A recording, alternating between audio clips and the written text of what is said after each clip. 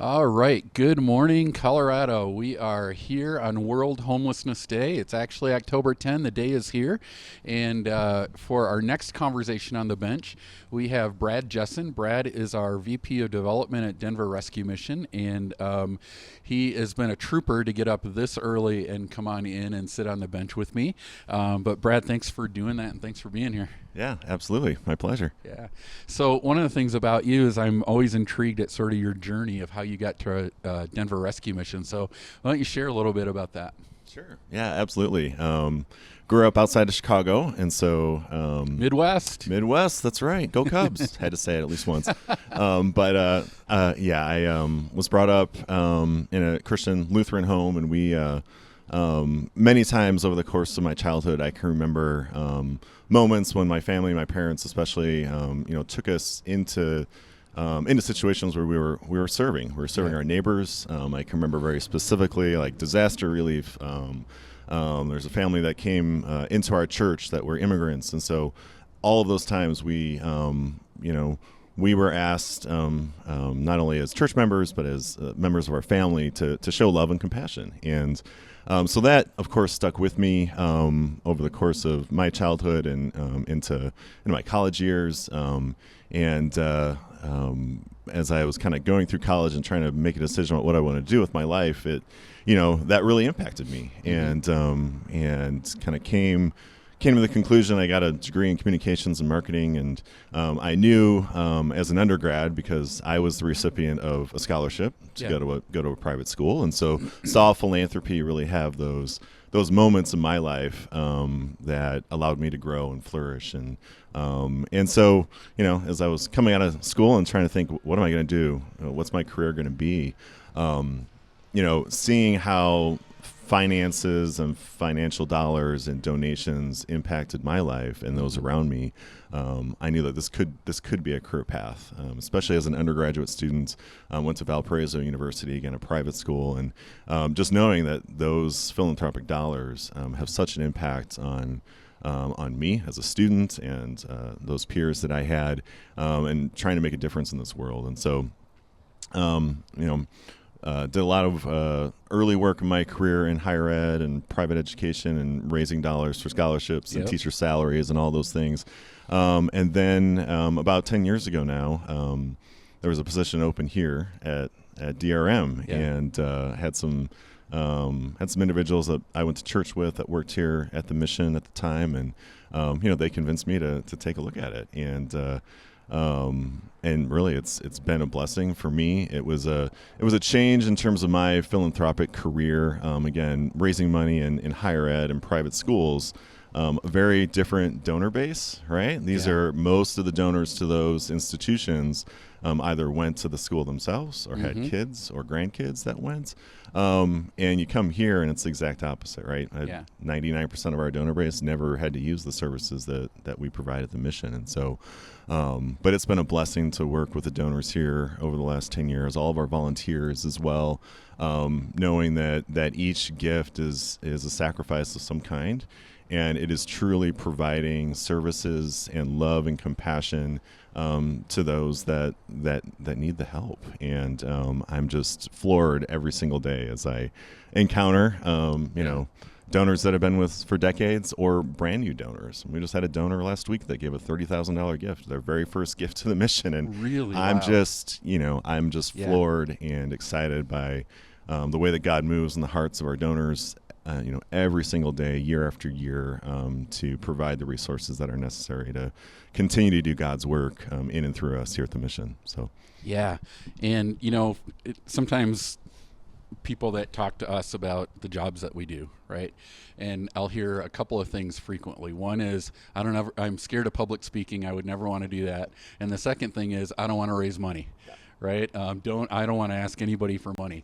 So how did you develop this? Yeah, I want to raise money. I mean, I know it's a little bit from your story, but a lot of people think the hardest thing that you can possibly do is to ask somebody for money. What do you think about that? Yeah, no, it's a great question. And actually, early in my career, I had to ask myself that question almost every single day as I got out of bed and went to work. Like, what am I doing? Why am I doing this? And one of the mentors I had in this field long ago, like really impacted me in terms of looking at money, really as a tool for spiritual growth. Yeah. It is, everything that is here on earth, it really all belongs to God. Mm-hmm. So when you put it in that framework and you think about finances in that way, it changes the tone. It changes that whole kind of belief system, and it makes it easier, I think, for me to ask people for money. And and I'd say a vast majority of the donors here kind of carry that kind of biblical stewardship mindset.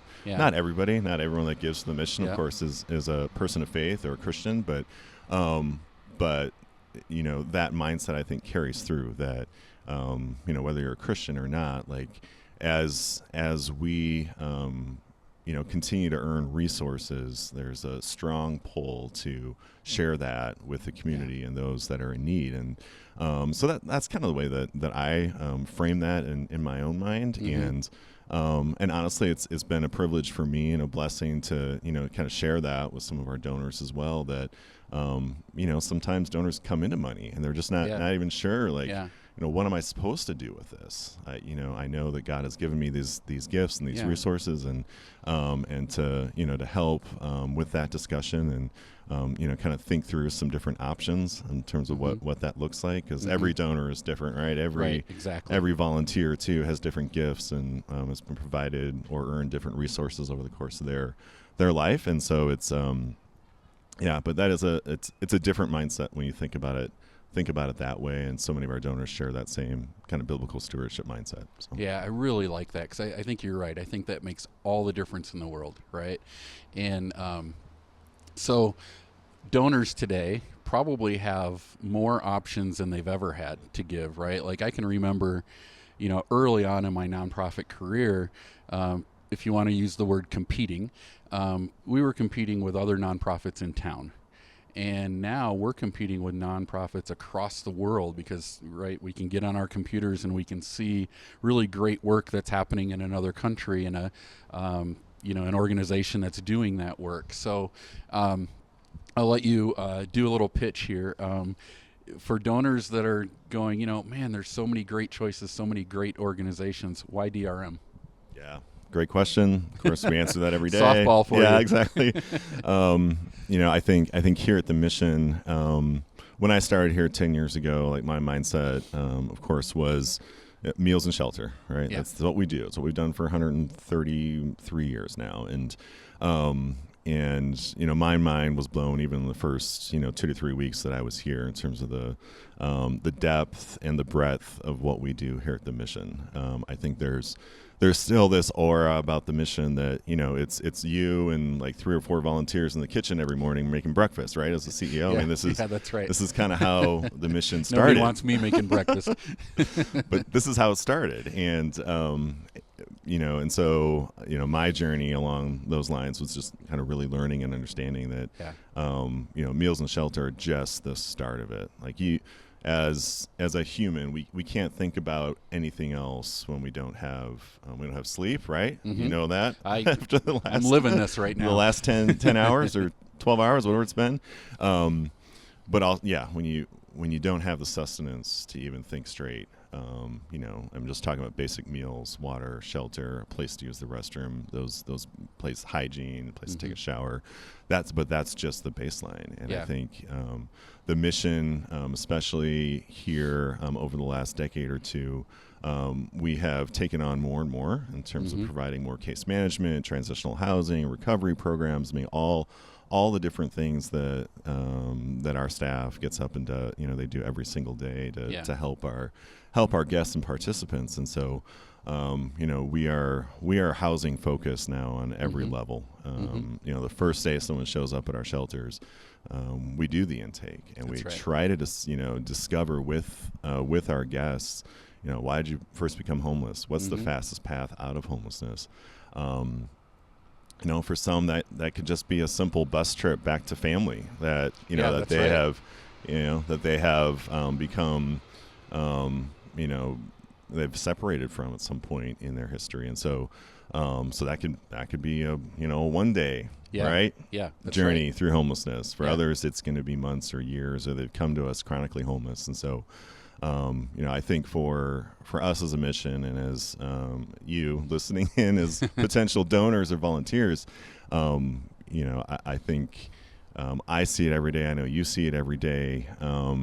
To watch individuals and families come out of homelessness. I mean, last year it was over 600 individuals Right. Yeah. that our staff and our organization as a whole saw families step out of homelessness and into more stable shelter.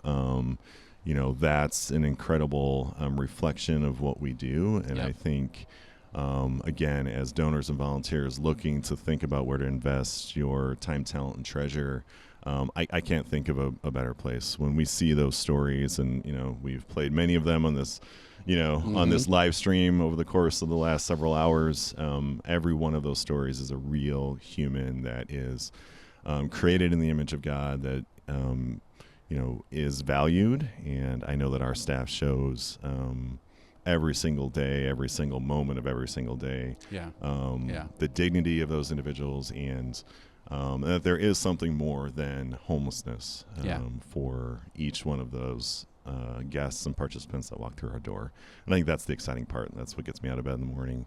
Yeah. That's what keeps me coming back. And I think for all of our staff, that's what it's all about. So. Yeah, I think you're right. And speaking of donors giving in really powerful ways, we just have just did a groundbreaking for a new rescue mission in Fort Collins, which is a $27.5 million project.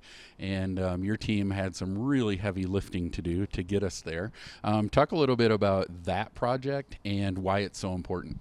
Yeah, awesome. And Dennis, I have to correct you. It's a homeless resolution center. That's right. Right? That's right. It's not a new It's a homeless shelter. resolution center with a shelter inside. I've been up a little while. But no, it really has been it's been an incredible project. It's really a decade in the making up there in Fort Collins, and in a location where the need is great. I mean, as we continue to have to turn people away up in northern Colorado, and it is time to build, to build a new facility that will meet the needs of today and the future. And I think that's really important for us. But it's been awesome to see specifically the community of Fort Collins and even some of the neighboring communities, the way that donors in the community have stepped up to support that project. I've been floored, and the work that we've done to continue to communicate into the community and educate everybody about the need and how a new facility is not just bricks and mortar, right? Like we talk about that all the time. It is a place to do ministry. It is a place to bring our guests inside, provide them that safety, security, and the ability to really think beyond their immediate needs of homelessness, and as I mentioned before, just those basic needs.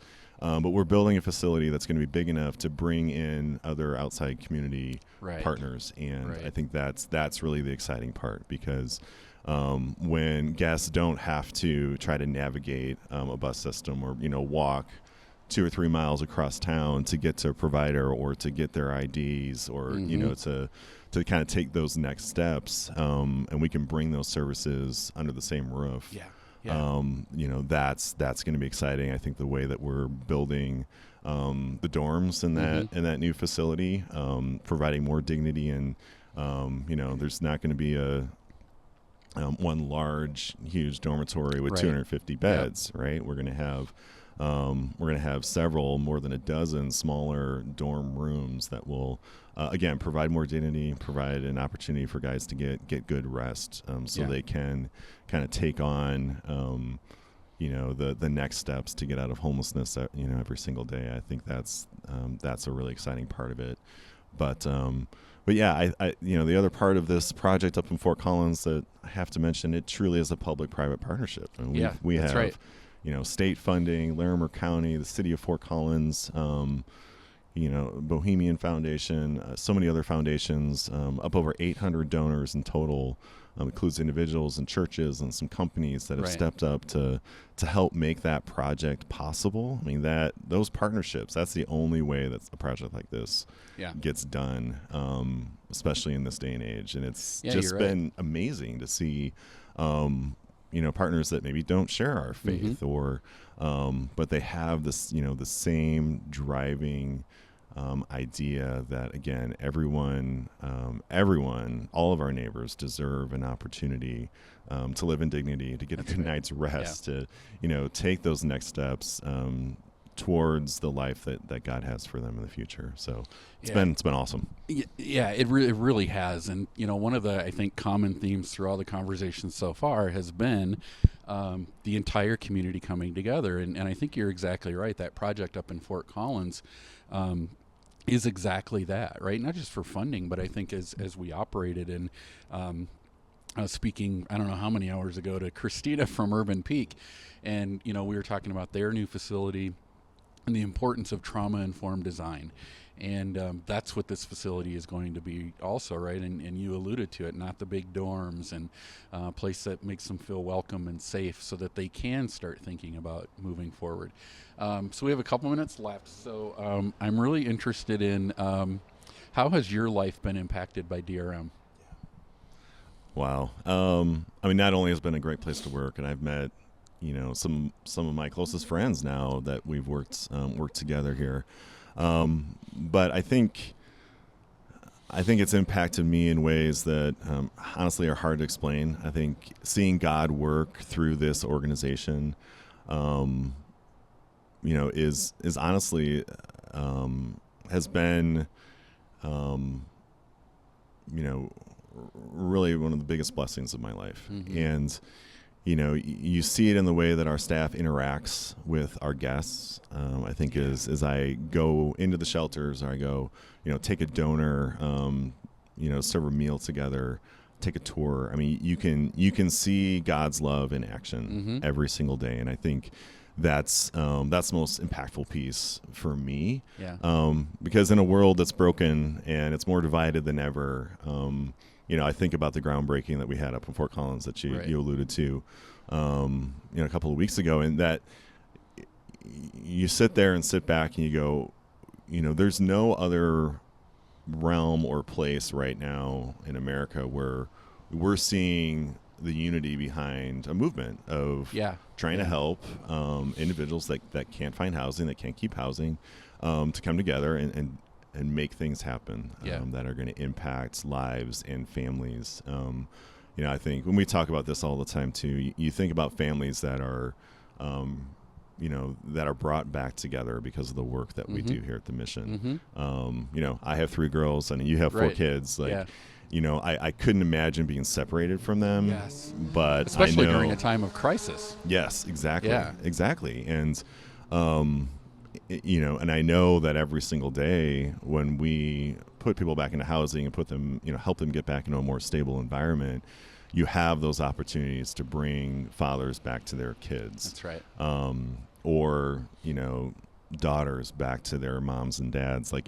It's incredible to me, and I think that's the most impactful piece at the end of the day, is to see that family reunification. And and we talk about this all the time too. It's homelessness and poverty. Sometimes it's not at the end of the day, it's not a financial issue. It's a relationship issue. Yeah, absolutely. And so, the more that our staff and that we can help people build community and healthy community and bring them back into society and back into their family lives, to me that's the most impactful thing that I've seen and how it's impacted my life.